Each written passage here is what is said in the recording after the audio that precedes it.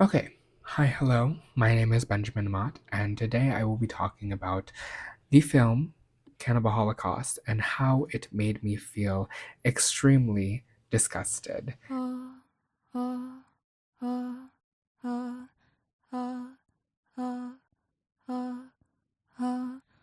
So, I've always liked to test my limit with horror.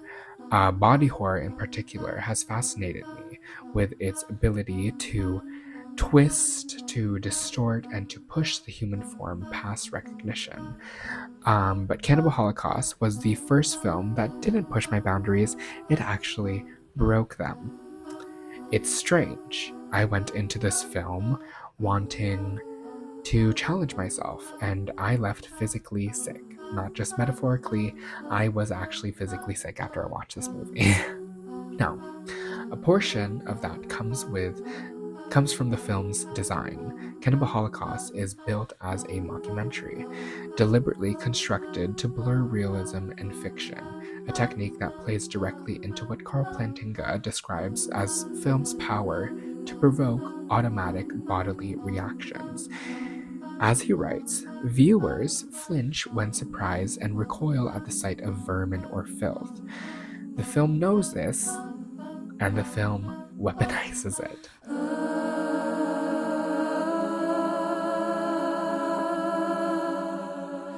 So, why exactly does disgust work on us?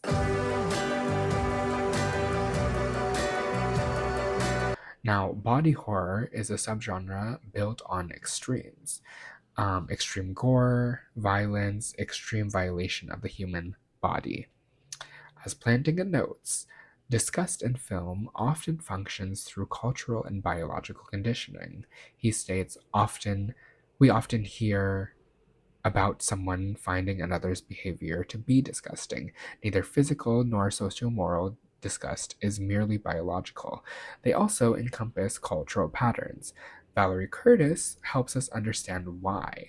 She argues that disgust is a learned survival mechanism. She states, children throughout the world are socialized into hygiene rules at an early age by parents, family, school, and the wider community. We learn what is dirty, what is contaminated, and what we should recoil from. Cannibal Holocaust deliberately violates every one of those learned rules. But here is the question that matters to us horror viewers. If disgust is meant to drive us away, why are some of us drawn toward it? Why does extreme horror attract instead of repel? This is where Carroll comes in. He writes that emotions arise when some physically abnormal state of agitation has been caused by the subject's cognitive control. In other words, horror makes us feel things we normally would avoid, but we knowingly choose to feel them. We seek that agitation. Plantinga calls this phenomenon the replacement, or transformation of negative emotions into something pleasurable. Such negative emotions are genuinely painful, but techniques are used to control the pain and transform it into pleasure. This is the foundation of. Okay. This is the foundation of recreational fear. The reason we push our boundaries to feel disgust, shock, or dread. It gives us adrenaline, a sense of bravery, a feeling of control. But here's why Cannibal Holocaust stands out. It refuses to transform pain into pleasure.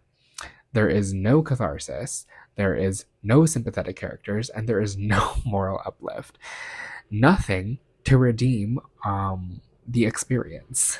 Plantinga describes films like Titanic that use pain to achieve transcendence, but Cannibal Holocaust is quite the opposite.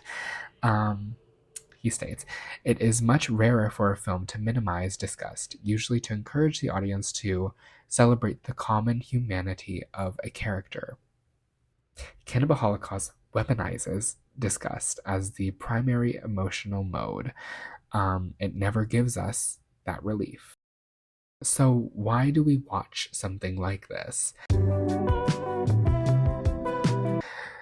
And that is because extreme horror lets us explore the boundaries of our comfort zones. It allows us to test our capacity for fear and disgust and encounter the forbidden without real danger. You're not going to see anything that is extremely real unless you watch like a snuff film, but a lot of us don't want to push our boundary that far. So we have films like Cannibal Holocaust that allow us to overcome that boundary. It becomes a controlled environment for confronting morbid curiosity, real-world anxiety, and even a desire for self-challenge. Some scholars call this masochistic, and Plantinga even notes, one way to dissolve the paradox would be to claim that audiences are masochistic. The word masochism is used more broadly in film theory than in relation to negative emotion.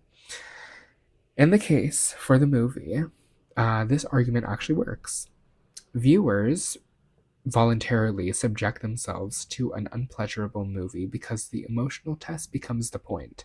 As I personally learned from watching this film, we definitely have our limits. So, despite my love for body horror and horror in general, realism is where I break.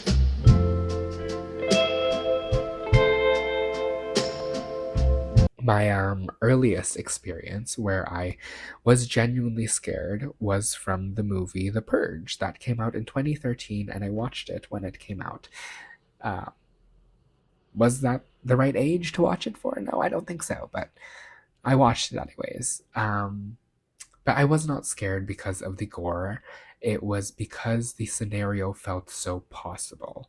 My deepest anxieties within horror have always been rooted in realism.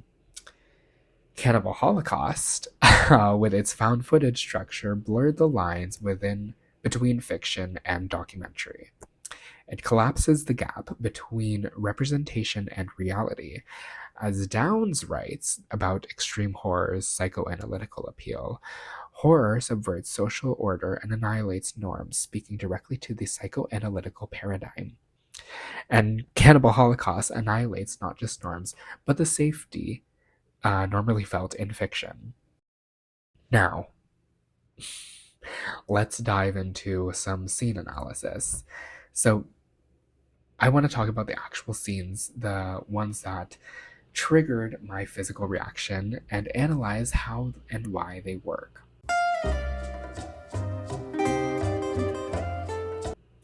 First, we can look at the monkey head scene. In this scene, we have a real-life monkey die, with the monkey's head being cut off, exposing the brain. The killing is not implied, it is not symbolic, it is direct. This taps into what Curtis calls biological disgust, our instinctive response to blood, innards, and death as infection vectors. The scene activates evolutionary alarm bells. We feel disgusted by this scene due to our concern-based control laid through oral instructions over the years, along with the fact that this is a real death. It is not a prop, it is not CGI, it is a real monkey, intensifying our feeling of disgust exponentially. Now, we can talk about the scene that really broke me, the Holocaust scene. So in this scene, the group of documenters rally up the indigenous people and put them into a hut and burn it, recreating the Holocaust gas chambers. So this scene genuinely, nauseated me. It was disgusting. But what is interesting within this scene is the use of its music.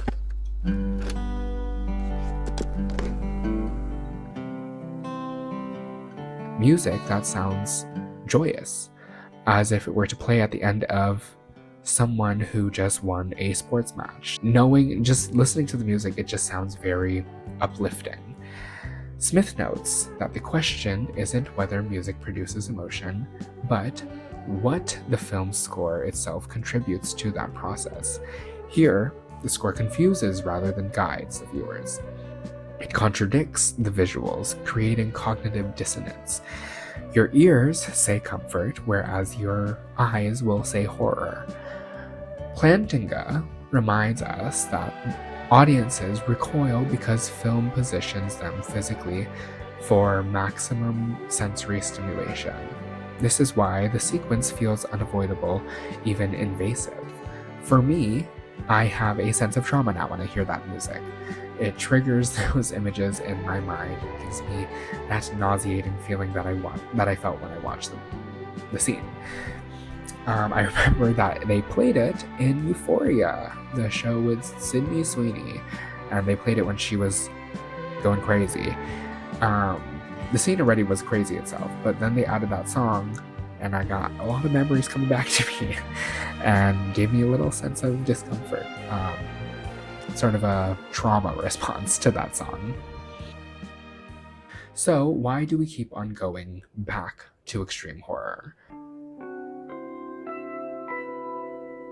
I can confirm this because after I watched Cannibal Holocaust, I actually took a class called Extreme Asian Cinema, where I watched even more extremely disturbing movies.